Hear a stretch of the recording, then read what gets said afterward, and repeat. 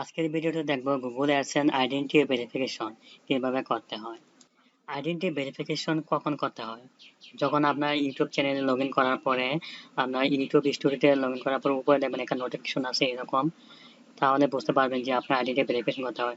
তাছাড়া আপনার যে আপনার গুগল অ্যাডসেন্সের যে ইমেলটা ব্যবহার করছেন সেই ইমেলে এরকম একটা ইমেল আসবে। তো আপনি এই ভেরিফিকেশন না হয়তো ক্লিক করে ভেরিফাই করতে পারেন, অথবা সরাসরি আপনার অ্যাডসেন্স অ্যাকাউন্টে লগ ইন করেও আপনি ভেরিফাই করতে পারেন।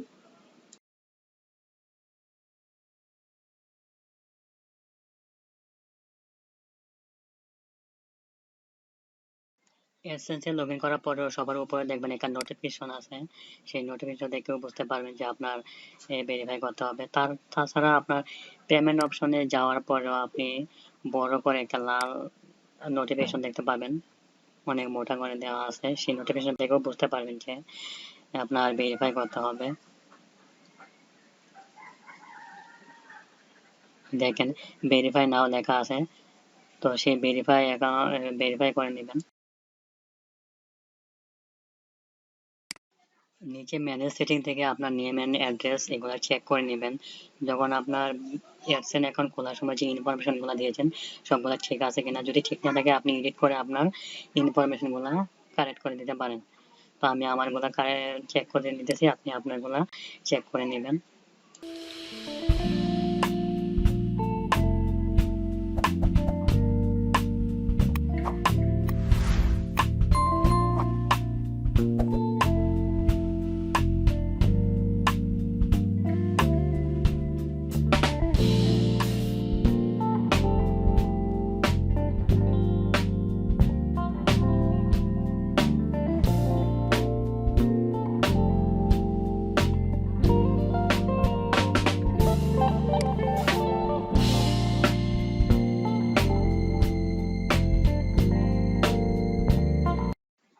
যদি সবগুলা ঠিক থাকে তাহলে ভেরিফাই নাওতে ক্লিক করবেন।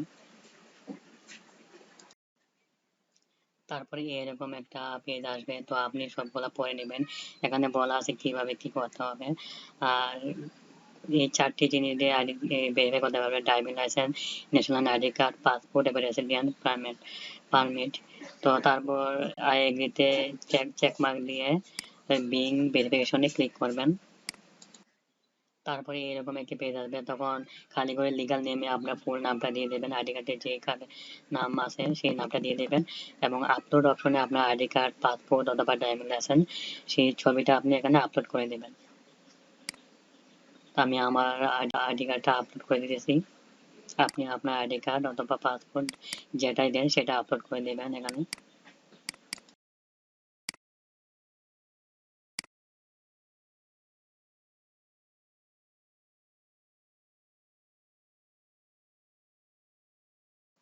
আইডি কার্ড আপলোড দেওয়া হয়ে গেলে নেক্সট বাটনে ক্লিক করবেন। তারপরে এরকম একটা পেজ আসবে, এখানে আপনার নেম অ্যাড্রেস আবার সিলেক্ট করে দেবেন বা আবার লিখে দেবেন নতুন করে, লিখে তারপর এখানে সাবমিট বাটনে ক্লিক করে দেবেন।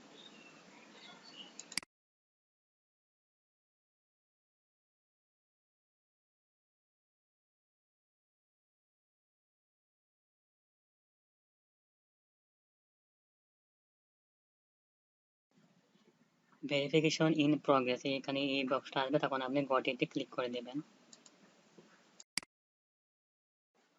তারপর দেখবেন যে নোটিফিকেশনে ভেরিফিকেশন নাও লেখাটি নেই, এটা এখনো প্রগ্রেসে আছে। যখন আপনার এটা ভেরিফিকেশন হয়ে যাবে তখন এই লাল মার্কটা চলে যাবে।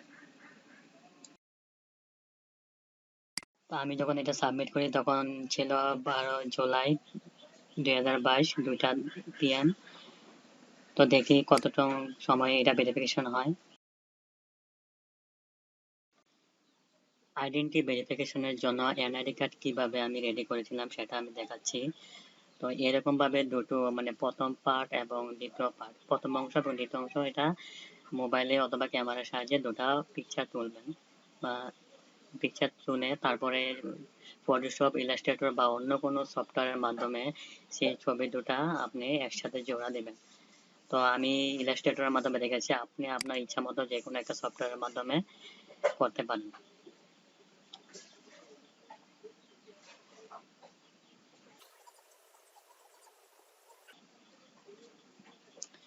প্রথমে আপনি ফাইল থেকে নিউ একটা ডকুমেন্ট ক্রিয়েট করবেন। আপনি যে কোনো একটা সাইজের আপনি ডকুমেন্ট নিতে পারেন। জাস্ট মূল কথা হলো যে আপনার একটা মানে ছবিটা দুটা জোড়া নিতে হবে। তো আমি এখানে A4 সাইজের একটা ডকুমেন্ট নিতেছি, নিয়ে ক্রিয়েট করলাম।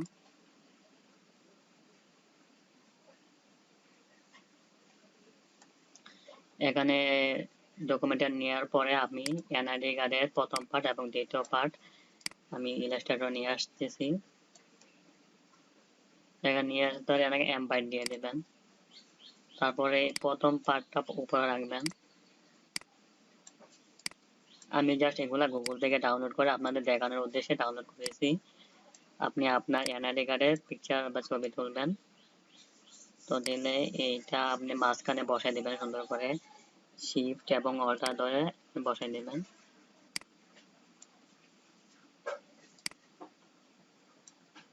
এখানে অ্যালাইন করে দিতেছি। এটা একটু শিফট এবং অল্টার ধরে বড় করে এবং এখানে বসাই দেবেন।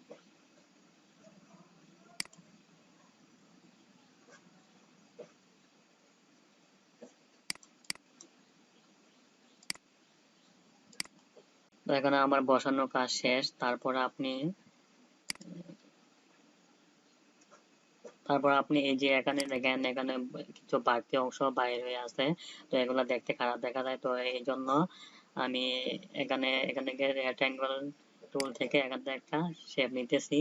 জাস্ট আমার যে ডকুমেন্টটা নিয়েছি A4 সাইজের, সেই ডকুমেন্টটার সাইজ অনুযায়ী আমি একটা শেপ নিলাম। তো এটা এখানে ফিল কালার হয়ে আছে, তো আমি এখান থেকে ফিল কালারটা অফ করে ফিল কালারটা অফ করে দিয়েছি। এখান থেকে স্ট্রোক কালারটা দিয়ে দিয়েছি। স্ট্রোক কালারটা দেওয়ার পরে এখানে এই দেখেন, এখানে স্ট্রোক কালার চলে আসছে। তো এখানে তুমি কন্ট্রোল এ দিয়ে পুরোটা সিলেক্ট করতে পারেন, অথবা এইভাবে পুরোটা সিলেক্ট করতে পারেন। সিলেক্ট করে তারপরে কন্ট্রোল 7 দিয়ে এখানে ক্লিপিং মাস্ক হয়ে যাবে, অথবা আপনি এখানে সিলেক্ট করেও মেক ক্লিপিং মাস্ক করে দিতে পারেন। জাস্ট এটা করার কারণ হলো যে আপনি যে বাড়তি অংশগুলো কেটে যাবে, তাহলে দেখতে একটু সুন্দর লাগবে। তো আমি এখানে দুটোটা সিলেক্ট করে মেক ক্লিপিং মাস্কে ক্লিক করে দিলাম। জাস্ট সবগুলা সমান হয়ে গেল। তো এখান থেকে আমি সেভ করব ফাইল থেকে। আপনি এখান থেকেও সেভ করতে পারেন, অথবা এক্সপোর্ট ফাইল দিয়েও সেভ করতে পারেন। তো আমি এক্সপোর্ট থেকে সেভ ফর ওয়েব দিয়ে সিলেক্ট করলাম। এই দেখেন, এখান থেকে আপনি জেপিজি সিলেক্ট করে দিবেন। তারপর এখানে যা আছে সবকিছু ওকে। তারপর এখানে সেভ বাটনে ক্লিক করবেন। সেভ বাটনে ক্লিক করে আপনি যে ফোল্ডারে সেভ করতে চান সেই ফোল্ডারে আপনি সিলেক্ট করে দেবেন। তারপর এখানে আপনার নামটা লিখে দিতে পারেন। আমি আমার নামটা লিখে দিয়েছিলাম। আমি জাস্ট এখানে লিখে দিলাম আমার নামটা, তারপর এখানে সেভ করে দিলাম। তারপর দেখেন এরকম একটা অপশন হবে। জাস্ট এখানে প্রথম পার্ট এবং দ্বিতীয় পার্ট এভাবে আপনারা দিবেন। তো দিয়ে এখানে আইডেন্টি ভেরিফিকেশন করবেন, সাবমিট করে দিবেন।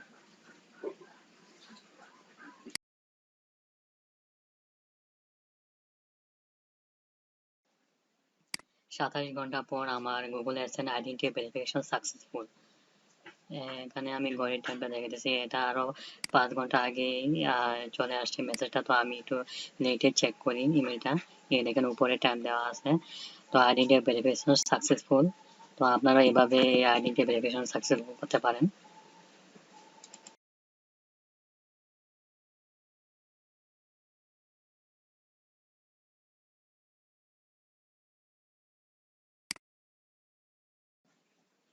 তো আমি এখন একটু গুগল অ্যাডসেন্স লগ ইন করে দেখি কি অবস্থা।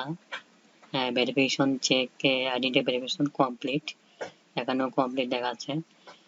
তো কেমন লাগলো ভিডিওটা, আশা করি সবার ভালো লাগবে। আর যদি ভালো লাগে থাকে তো আমার চ্যানেলটা সাবস্ক্রাইব করবেন এবং পাশে থাকা বেল আইকনটি অন করে দেবেন। লাইক কমেন্ট শেয়ার করে দেবেন আপনার বন্ধুদের সাথে। ধন্যবাদ সবাইকে। আল্লাহ হাফেজ।